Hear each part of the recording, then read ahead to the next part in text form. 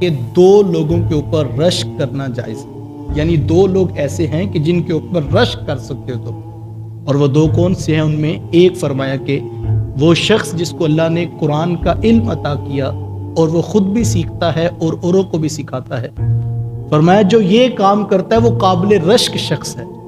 تم جب اس کو دیکھو تو یہ آرزو کرو یا اللہ جس طرح اس کو قرآن کا عالم بنایا ہے اس طرح ہمیں بھی قرآن کا ماہر بنا دے،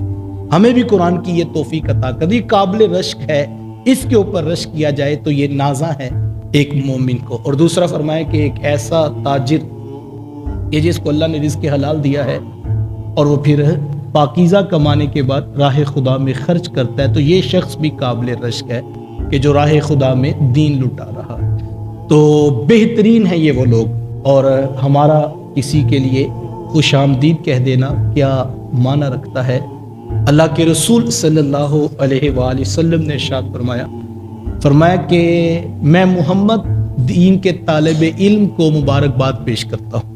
خوش آمدید کہتا ہوں کہ اس کو آنے والے کو جو اللہ کے دین کو سیکھنے کے لیے نکلے۔ اور میں آج صبح سوچ رہا تھا کہ کیسا وہ خوش قسمت باپ ہے، کتنے مقدر والی وہ ماں ہے کہ جب صبح اٹھتی ہے تو اپنے بیٹے کو سفید لباس میں دولہے کی طرح سجا کر محبوب علیہ السلام کی سنت کا امامہ اس کے سر پر باندھ لینے کے بعد وہ فکر میں رہتی ہے، یا اللہ جو رات میں نے قرآن سکھایا ہے، یاد کروایا ہے، صبح میرے پتر کو وہ سبق بھی آتا ہے۔ کیسی خوش قسمت وہ ماں ہے، کیسا خوش قسمت وہ باپ ہے کہ جن کی فکر یہ ہے کہ جو رات یاد کروایا ہے وہ صبح ان کو آ بھی جائے۔ بیٹا پیپر دینے جاتا ہے نا تو ماں باپ پیچھے سے دعائیں کرتے ہیں، یا اللہ یہ کیمسٹری کا پیپر ہے، یہ مشکل ہے، پاس ہو جائے، یہ فزکس کا پیپر ہے، محنت تو بڑی کی ہے لیکن یہ پاس ہو جائے۔ بڑی اچھی بات ہے، اس میں کوئی نفی نہیں، لیکن یار وہ ماں کیسی ہے جو ساری رات بھی اس فکر میں ہے، صبح بھی اس فکر میں ہے کہ میں نے اس کو 4 آیتیں تیرے قرآن کی سکھائی ہیں، جب قاری صاحب سنے تو یا اللہ اس کی زبان پہ جاری کر دینا۔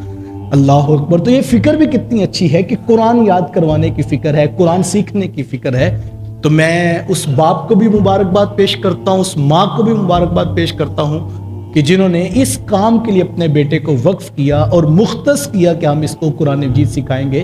اور ہم اس کی ساری ذمہ داری اور اس کی ساری جو ہے وہ ضروریات اس لیے پوری کریں گے کہ بیٹا آپ نے قرآن سیکھ کر آنا ہے۔ تو میں بیٹے کو بھی مبارکباد پیش کرتا ہوں، ماں باپ کو مبارکباد پیش کرتا ہوں۔ یہ بڑی خوش بختی کے دن ہیں جب بچے قرآن پڑھ رہے ہوتے۔ اللہ کے رسول صلی اللہ علیہ وآلہ وسلم نے ارشاد فرمایا کہ صحابہ جب کوئی شخص ایک حرف پڑھتا ہے تو اللہ تعالیٰ اس کو 10 نیکیاں عطا کرتا ہے، اور فرمایا کہ میں نہیں کہتا کہ الف لام میم یہ ایک حرف ہے، فرمایا میں محمد یہ کہتا ہوں یہ 3 حرف ہیں۔ اگر کوئی ایک مرتبہ کہتا ہے الف لام میم تو فرمایا یہ 3 حرف ہیں، اور ہر حرف کے بدلے اللہ 10 نیکیاں عطا کرتا ہے۔ تو مجھے بتائیں صرف ایک مرتبہ بیٹا پڑھے الف لام میم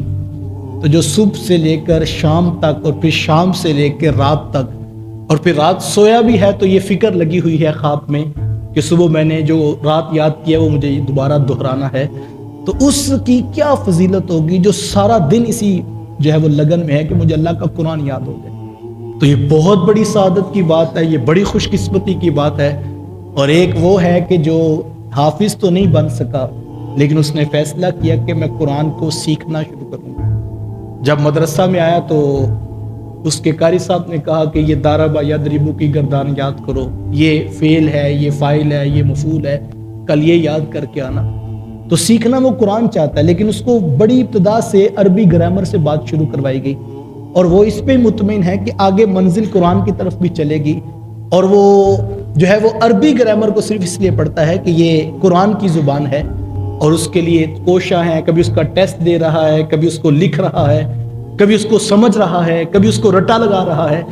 تو کیسے خوش قسمت ہیں یہ لوگ! تو یقین جانیے مجھے واقعی حضور علیہ السلام کی اس بات پر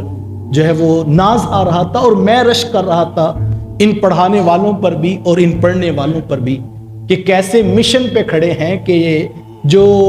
15 دن 20 دن گھر نہیں جاتے اور اللہ کا قرآن سیکھنے کے لیے 24 گھنٹے بیٹھے ہوئے۔ تو یہ بڑی خوش قسمتی کی بات ہے، واقعی یہ لوگ قابل رشک ہیں۔